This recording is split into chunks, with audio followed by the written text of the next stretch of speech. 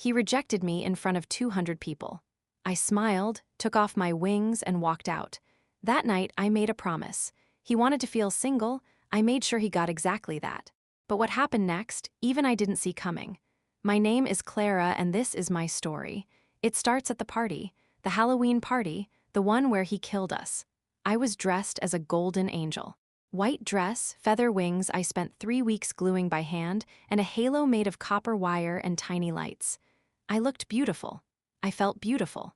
Because Derek had told me the night before, "Tomorrow, Clara, I want everyone to see us. I want to show you off." Those words, show you off. I played them in my head like a song as I walked into that rented mansion on Lake Shore Drive. The music was loud. People were laughing. Pumpkin spice and expensive whiskey filled the air. I looked for him, and I found him near the fireplace, talking to a girl dressed as a devil. Red corset. Horns. She was touching his arm. I told myself not to be jealous. Derek was friendly. Derek was popular. That was his thing. I walked up to him with a smile. "Hey, you," he turned. And for 1 second I saw something in his eyes, annoyance. Then it was gone. He introduced me to the devil girl as Clara, my friend. Not girlfriend, friend. I laughed it off. Maybe he was being funny. I put my hand on his back. He stepped away, just one small step, but it felt like a mile. The devil girl smirked at me. I excused myself to get a drink. The next hour was a blur of me pretending everything was fine. I watched Derek move through the party like a king. He laughed with his football friends. He took shots with the lacrosse team. He posed for photos. And every time I tried to stand next to him, he found a reason to walk away. Once, he even said, "Clara, can you grab me a water?" Like I was his assistant, not his girlfriend of 14 months. But the worst part, the part I still see in my nightmares and my daydreams, it came at midnight. The host, some rich kid named Brad, stood on a table and yelled, "Truth or dare time." Everyone circle up. 200 people made a ring around the living room. I found myself across from Derek. He was standing next to the devil girl now. She was whispering in his ear. He was smiling. My heart was a fist inside my chest. Brad pointed at Derek. "Derek Voss, truth or dare?" Derek grinned, that famous grin, the one that made me fall for him. "Truth," Brad laughed. "Okay, truth, are you seeing anyone? Like seriously seeing anyone?" The room went quiet. People looked at Derek. People looked at me. I felt my face get hot. I expected him to say my name, to point at me, to say, "Yeah, my girl Clara." Instead, he looked right at me, held my eyes, and said, "No, I'm single, completely single. I've been single for a while now. Actually, I've never been happier." A few people laughed, thinking it was a joke. But I saw his face. He wasn't joking. The devil girl put her hand on his chest. He didn't push it away. Someone shouted, "What about Clara?" Derek shrugged, that shrug, like I was a sweater he had outgrown. Clara and I hung out. That's all, no strings, she knew that. I couldn't breathe. The room started to spin. I heard whispers. "Oh my God. That's cold." Poor Clara. But no one defended me. No one said, "That's not true," because Derek was Derek. And I was just the girl who followed him around for 14 months. The devil girl looked at me and said, loud enough for everyone to hear, "Aw, sweetie, did you think you were his girlfriend?" 200 people laughed. 200. I counted their faces later in my memory. Some of them were my friends, or so I thought. I didn't cry. I refused to cry. I took off my angel wings. I pulled off my halo. I laid them on the floor in the middle of the circle. Then I looked at Derek. "You want single?" I said. "You have no idea what single really means." And I walked out. The cold October air hit my face. I got into my car. I sat there for 10 minutes, shaking. Then I did something I am not proud of. I cried. I cried so hard I thought my ribs would crack. I cried until I had nothing left. And then, in the empty silence of my car, a new feeling came. It wasn't sadness. It wasn't anger. It was something else, something colder. Something that felt like a promise. I wiped my face. I started the car. And I said out loud, "Okay, Derek, you want to be single? I'll show you what single feels like. But not the way you think." That night, I didn't go home. I went to the one place I knew I could start. I went to my best friend, Maya. Maya is not like me. Maya is tough. Maya grew up with 3 older brothers and a father who left. She doesn't trust easily, and she never liked Derek. I knocked on her door at 2 in the morning. She opened it in her pajamas. She took one look at my face and said, "Who do I need to kill?" I told her everything. Every word, every laugh. The way the devil girl smiled. The way Derek shrugged. Maya listened without interrupting. When I finished, she poured me a glass of water and sat down across from me. "What do you want to do?" she asked. I thought about it. I could have just moved on. I could have cried for a week, eaten ice cream, and then pretended he didn't exist. That's what the old Clara would have done, the Clara before the party. But that Clara died in that living room. The new Clara had a different answer. "I want him to understand," I said. "He thinks being single means freedom. No responsibility. No one to answer to. He thinks he won. I want him to feel what single actually is. Lonely, empty, forgettable. I want him to beg for someone to care about him and find no one." Maya smiled. Not a nice smile, a wolf smile. "Okay, then we need a plan." And that's what we did. We made a plan, not a violent plan, not a crazy plan, a smart plan. A plan that used Derek's own weaknesses against him. You see, Derek Voss was not just a popular guy. He was a guy who needed attention like a plant needs sun. He had to be the center of everything. His whole identity was built on people liking him. So I decided to take that away, not all at once. Slowly, quietly, so he wouldn't even notice until it was too late. Phase 1 started the next morning. I posted one photo on Instagram, just one. It was a picture of me and Maya at a coffee shop. We were laughing. I had no makeup on, I looked happy. The caption said, "Woke up feeling lighter. Some people are lessons, not loves, son." That was it. No name, no drama. No mention of Derek, but everyone at that party knew. The comments started pouring in. "You deserve better. He's trash. Queen behavior." I didn't respond to any of them. I just let the post sit there. Meanwhile, Maya started working her magic. She had friends in every group on campus. The art kids, the theater kids, the debate team, the quiet kids who no one noticed but who ran the school's behind-the-scenes world. Maya told them a simple story, not a dramatic one, just the facts. Derek told 200 people he was single while Clara stood there in an angel costume he asked her to wear. He made her look like a fool. Stories spread faster than fire in dry grass. By the end of the week, half the school had heard what Derek did. And here's the thing. Derek was popular, yes, but people love a villain. And Derek had just become one. He didn't notice at first. He went to class. He went to practice. He hung out with his football friends. But small things started to happen. A girl who used to smile at him in the cafeteria turned away. A professor who used to joke with him gave him a cold look. Someone wrote Clara's ex on his locker in chalk. He wiped it off, laughing, but I could see it in his eyes. He was confused. Then came phase 2. I started going out. Not to parties Derek would be at. I went to different places. The indie cinema downtown, the poetry open mic nights, the late-night diner where the chess club hung out. I posted photos of these places, not selfies. Photos of the food, the lights, the books I was reading. I looked interesting. I looked like I was having a wonderful life without him. And here is the secret of phase 2. I actually was. I forgot how much I loved reading. I forgot how much I loved walking alone at night and looking at the stars. I forgot that I was funny and smart, and that people liked being around me when I wasn't pretending to be smaller so Derek could feel bigger. One night I was walking home from the diner. It was cold. The streets were empty, and I suddenly realized something. I hadn't thought about Derek for 6 hours. 6 whole hours. That was the first time since the party that I had gone that long without his face in my head. I stopped walking. I looked up at the sky. There were so many stars, and I smiled. A real smile, not a revenge smile, a happy smile. While I was rediscovering myself, Derek was losing his mind. I know because Maya's friend, a girl named Jenna who was still in Derek's friend group, kept me updated. Derek started asking about me. "Have you seen Clara? Who is she with? Is she seeing someone?" At first he asked casually. Then it became obsessive. He showed up at my usual coffee shop, pretending it was an accident. I was there with a book. I looked up, smiled politely, and said, "Oh, hey, Derek." Then I went back to reading. He stood there for a full minute, waiting for me to talk to him. I didn't. Finally, he said, "You look good, Clara." I looked up again. "Thanks. You look the same." Then I put my headphones on. He left. Jenna said he punched his steering wheel in the parking lot. Phase 3 was my favorite. Phase 3 was about making him invisible. Derek's biggest fear was being forgotten, so I started a group. I called it the Single Society. It was a joke at first. Maya and I made t-shirts that said happily single on the front and no drama on the back.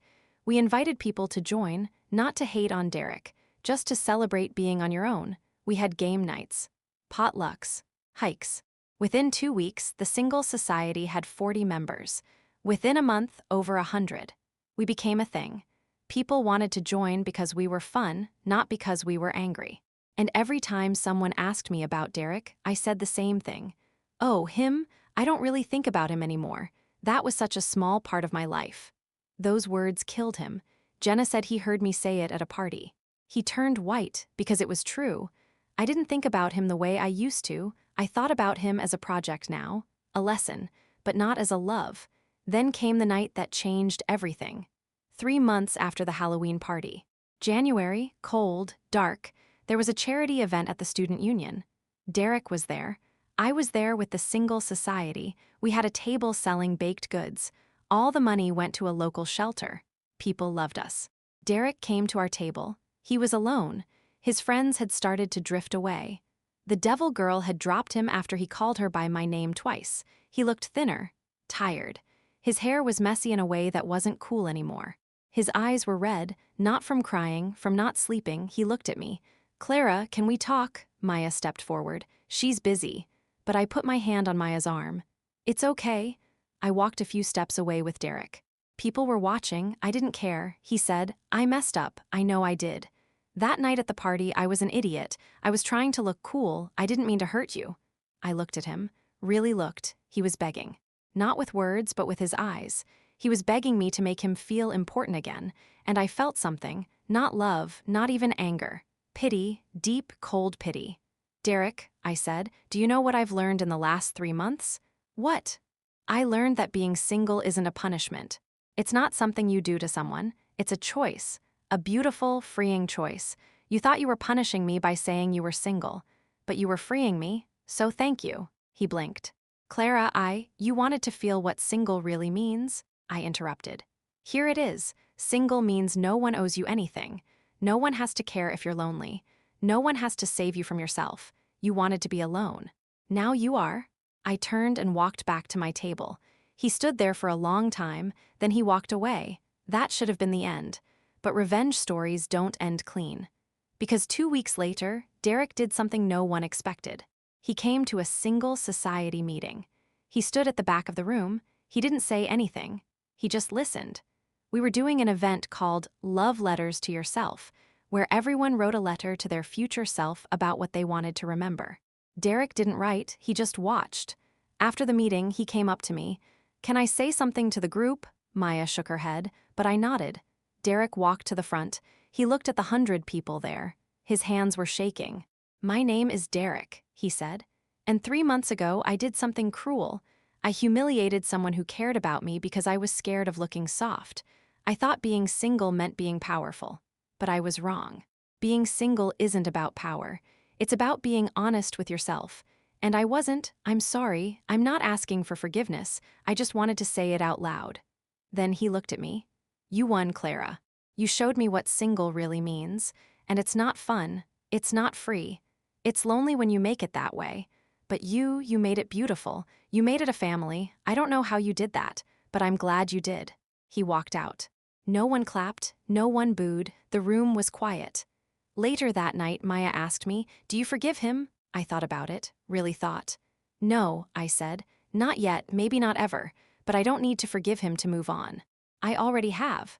And that's the truth. Revenge isn't about making the other person suffer. Revenge is about becoming someone they can never touch again. Derek tried to make me feel small. Instead, he made me feel strong. He tried to make me invisible. Instead, he made me a leader. He tried to show everyone I was nothing. Instead, he showed everyone what I was made of. But the story does not stop there, because life kept going. And what happened next tested everything I thought I knew about revenge, about being single, and about myself.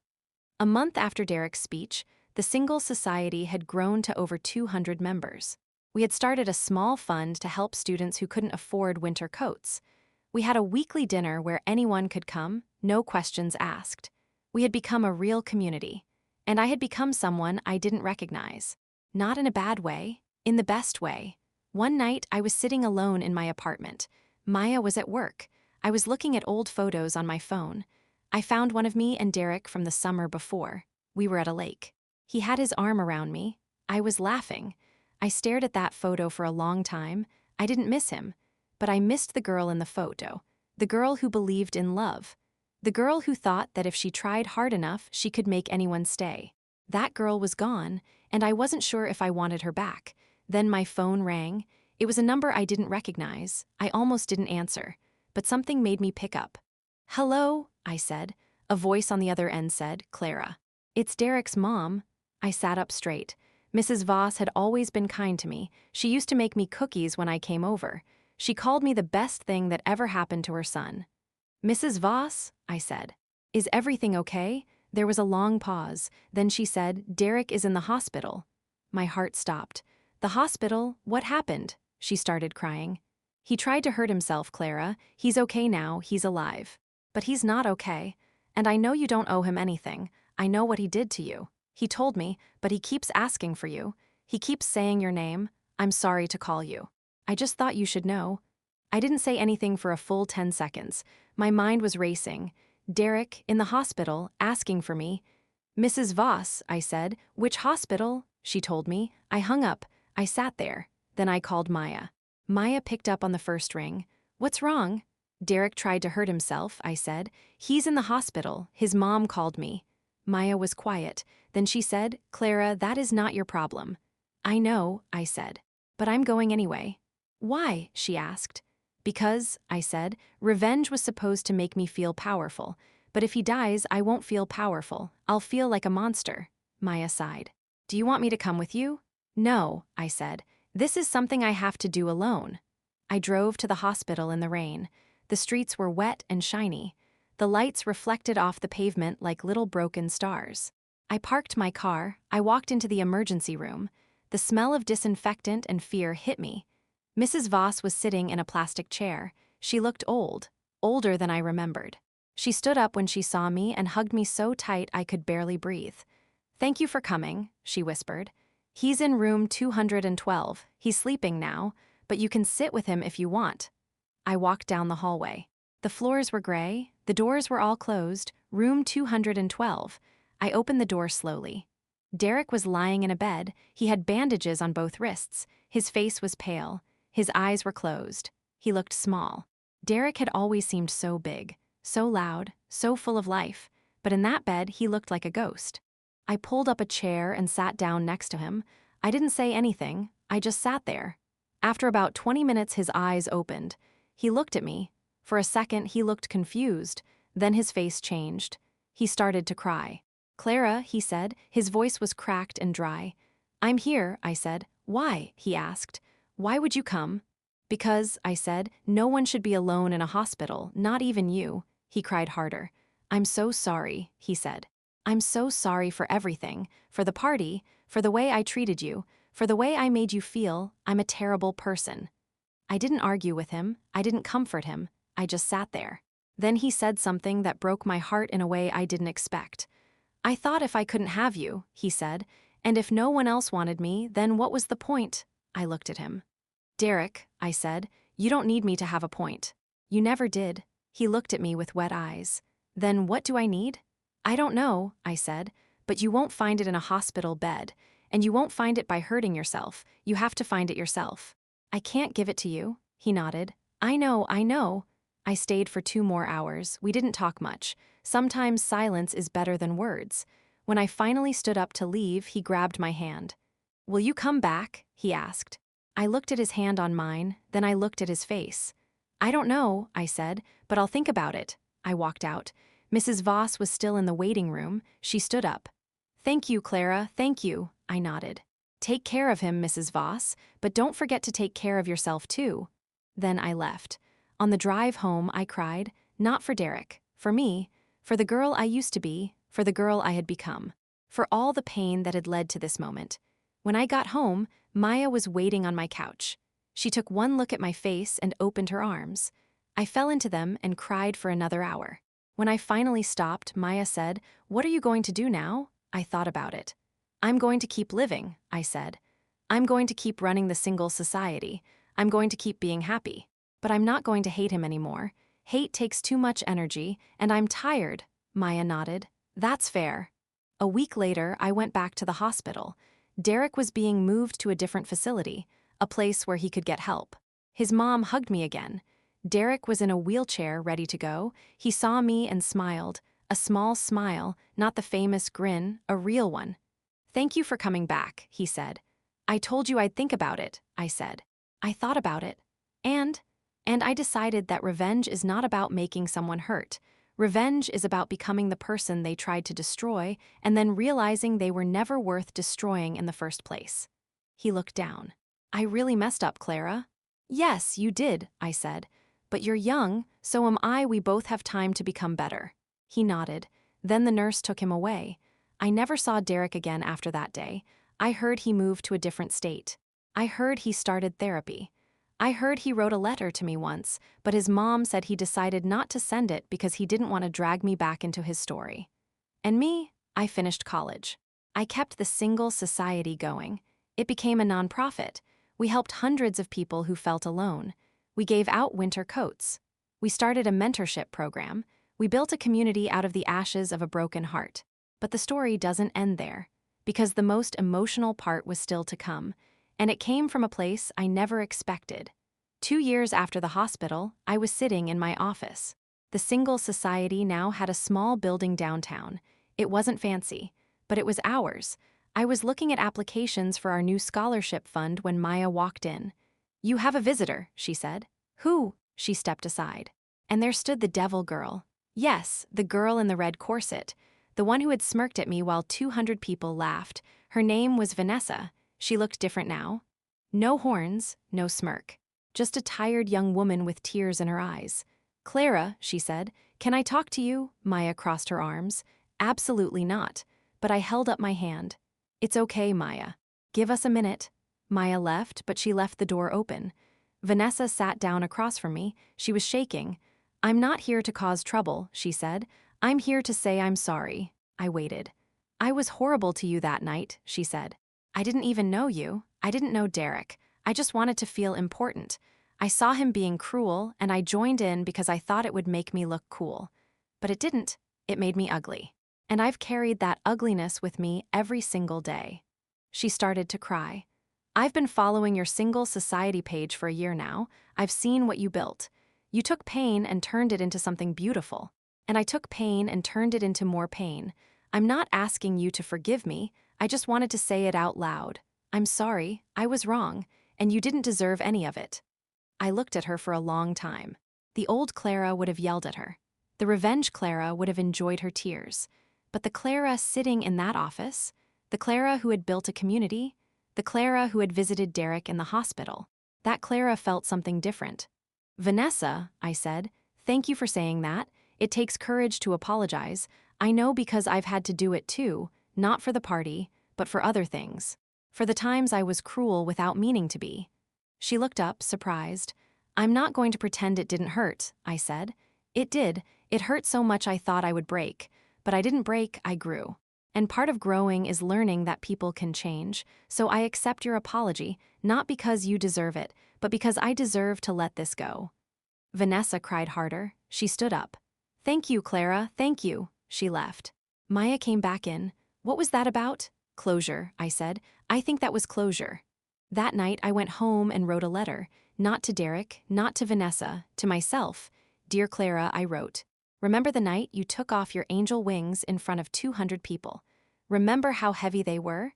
You thought you were laying down a costume. But you were actually laying down a version of yourself that was never meant to fly. The real wings were inside you all along. You just needed to fall to learn how to use them." I sealed the letter and put it in a drawer. Then I called Maya. "Let's do something crazy," I said. "Define crazy," she said. "Let's throw a party, a real party. No revenge, no drama, just dancing and music and happiness. And let's invite everyone, including the people who laughed at me that night." Maya was quiet. Then she laughed. "You really have changed, Clara." "Maybe," I said. Or maybe I finally became who I was supposed to be all along. We threw the party on Halloween, 1 year after the night that changed everything.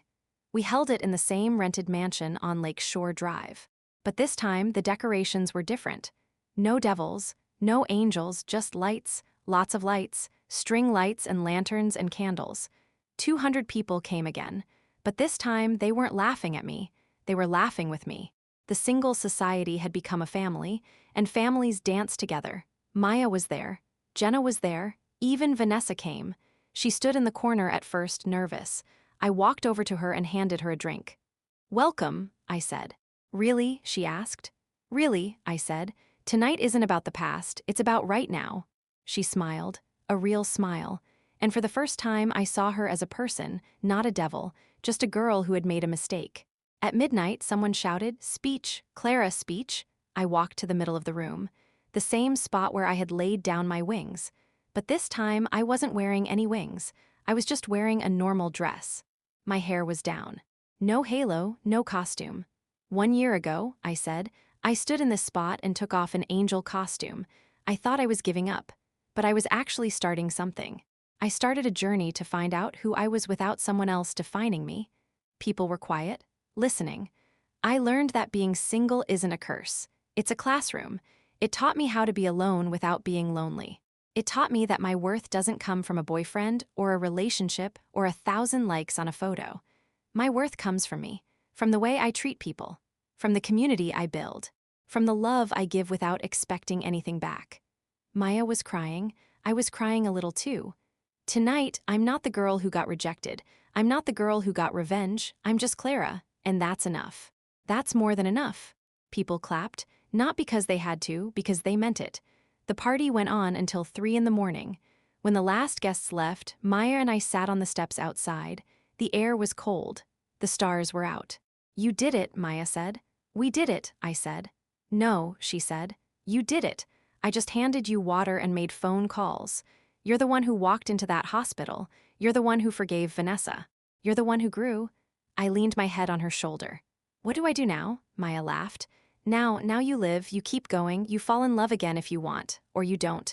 You travel, you write a book, you start a business. You do whatever makes you happy, because that's what single really means, Clara. It means you get to choose." I looked up at the stars, and I smiled. The next morning, I woke up to a text from an unknown number. It said, "I heard about your party. I'm proud of you, not for the revenge, for the person you became." "Derek," I stared at the text for a long time, then I typed back, "I hope you're becoming someone you're proud of too. Take care of yourself, Derek," he replied. "I'm trying every day." And that was it. No more messages, no more drama, just two people who had hurt each other trying to heal. A few months later, the Single Society got a donation. A large one, enough to buy a real building, enough to hire staff, enough to help thousands of people instead of hundreds. The donation came from an anonymous source, but I knew. I knew it was Derek's family, and I knew that was his way of saying he was sorry without using words. I didn't return the money. I used it. I built a shelter for people who had nowhere to go.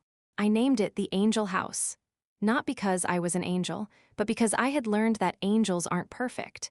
Angels are just people who keep going after they fall. Years passed. I got older.